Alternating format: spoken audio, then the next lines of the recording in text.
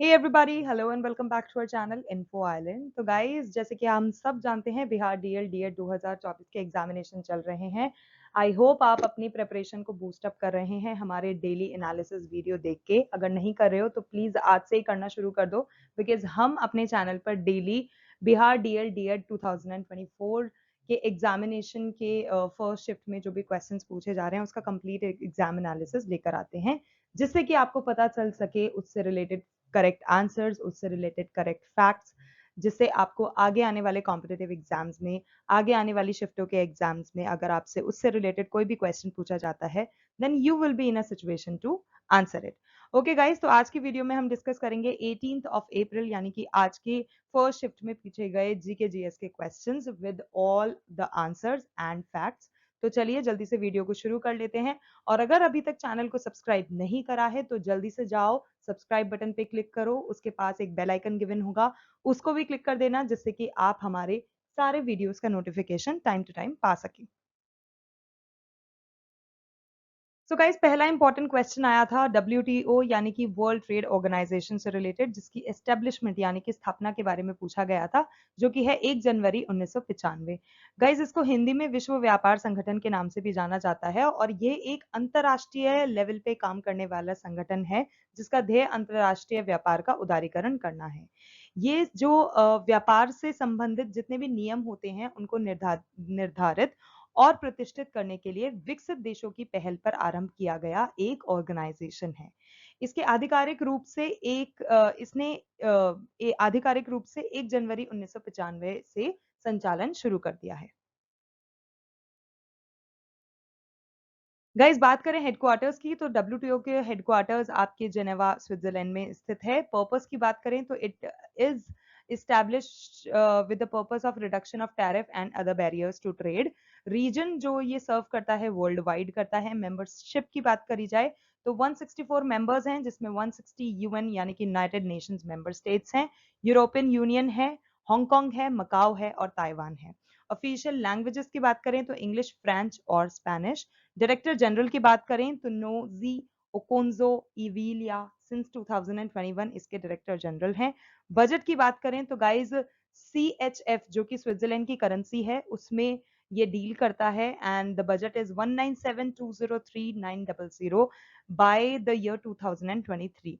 Staff members की बात करें तो गाइज दिसंबर 2023 तक 623 इसके स्टाफ मेंबर्स हैं। अगला सवाल, स्वराज पार्टी की स्थापना किसने की थी? तो गाइस, देशबंधु चित्तरंजन दास तथा मोतीलाल नेहरू जी ने। गौतम बुद्ध का जन्म कहां पर हुआ? लुम्बिनी। उपराष्ट्रपति कैसे निर्वाचित होते हैं? तो गाइस, संसद के जो दोनों सदन हैं उनके सदस्यों के द्वारा उपराष्ट्रपति को निर्वाचित किया जाता है। बिहार और बंगाल में स्थायी बंदोबस्त किसके द्वारा प्रारंभ किया गया था? तो गाइस, लॉर्ड कॉर्नवालिस के द्वारा। बिहार का शोक किस नदी को कहते हैं? कोसी नदी को। लालटेन या लैंप जो होता है उसकी जो बत्ती होती है उसमें तेल ऊपर किस प्रकार चढ़ता है? तो गाइस, एक प्रक्रिया होती है, केशिकत्व की अभिक्रिया जो होती है उसके कारण लालटेन या लैंप की बत्ती में तेल ऊपर चढ़ता है। सबसे ज्यादा खारा जल कहां पर है? तो गाइस, मृत सागर में है। भारत का संविधान कब बनकर तैयार हुआ था? 26 नवंबर 1949 में।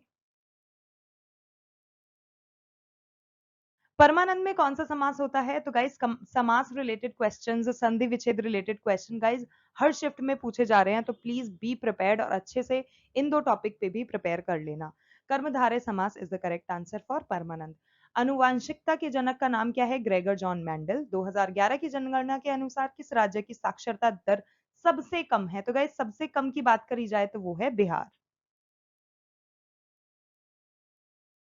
इग्नाइटेड मॉडल के लेखक का क्या नाम है? तो वो है doctor APJ Abdul Kalam. Ball pen किस सिद्धांत पर कार्य करता है? तो गाइस, बॉल पेन जो होता है वो केशिकत्व और पृष्ठ तनाव के सिद्धांत पर कार्य करता है।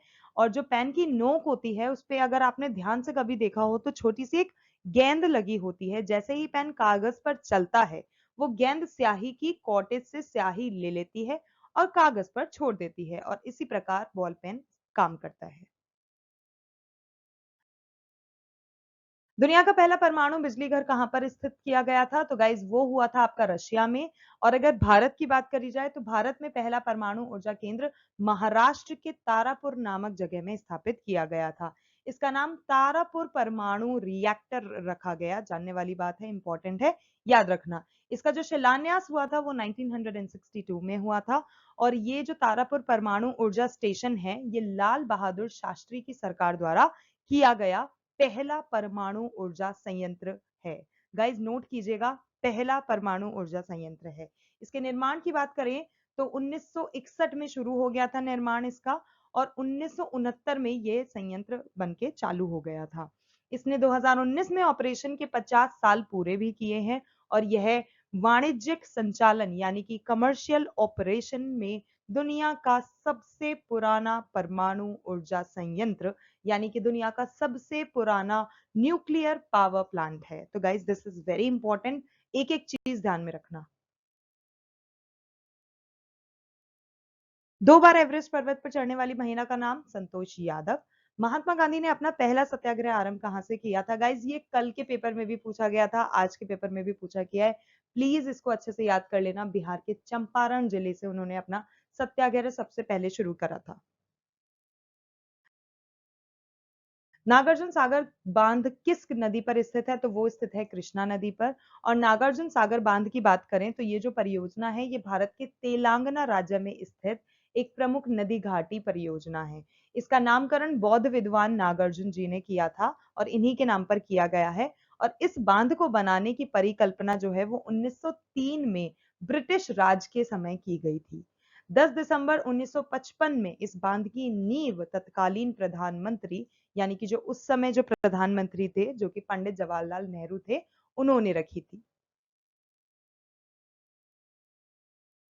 खालसा पंथ की स्थापना किसने करी थी? गुरु गोविंद सिंह जी ने। ब्रह्म समाज की स्थापना किसने करी थी? राजा राम मोहन रॉय ने। भारत में सबसे ज्यादा कोयले के भंडार किस राज्य में पाए जाते हैं? तो वो है झारखंड। गीत गोविंद के रचयिता कौन है? जयदेव। पानीपत का तीसरा युद्ध किसके बीच लड़ा गया था? गाइस पानीपत का युद्ध भी इस बार काफी ज्यादा रिपीटेडली पूछा गया है। कभी पहले युद्ध से रिलेटेड सवाल कर लिया गया है, कभी दूसरा, और आज तीसरे के बारे में पूछा गया था। तो गाइस पानीपत का जो तीसरा युद्ध है वो अहमद शाह अब्दाली और मराठा सेनापति सदाशिव राव भाऊ के बीच में हुआ था। और अगर आपसे पूछा जाता है कि कब लड़ा गया था तो गाइस 14 जनवरी 1761 को वर्तमान पानीपत के मैदान पे हुआ था।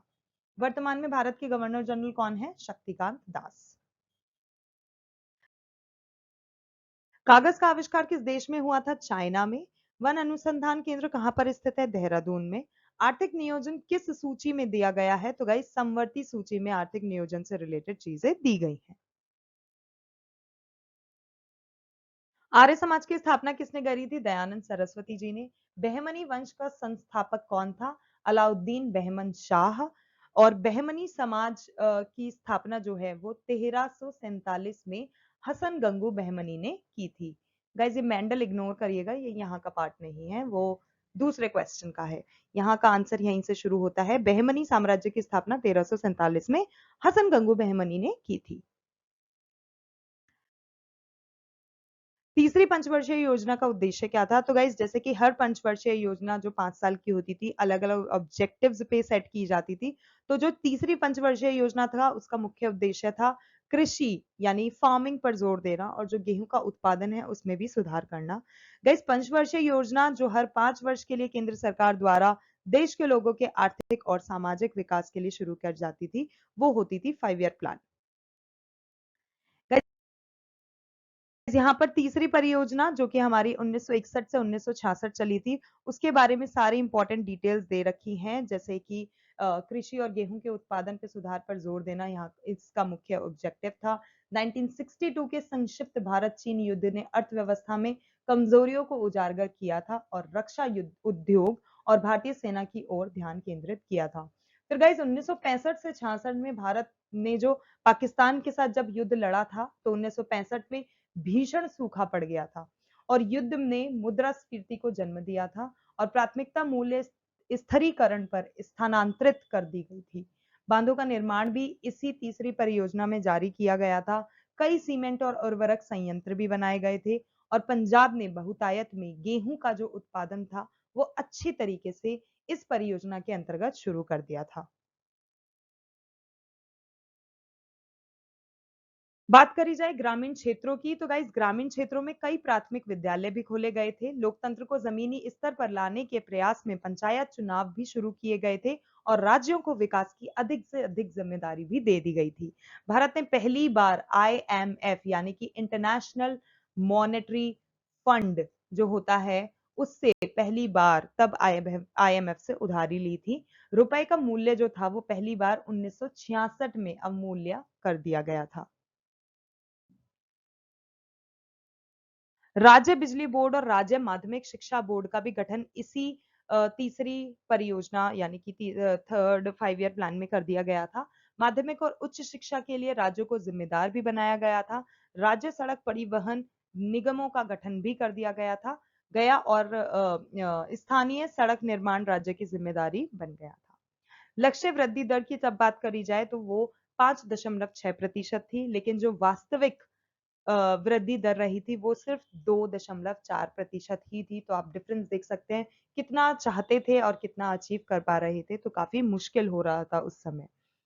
यही जो तीसरी 5 ईयर प्लान था, थर्ड 5 ईयर प्लान था, ये जॉन सैंडी और सुखमय चक्रवर्ती के मॉडल पर आधारित था।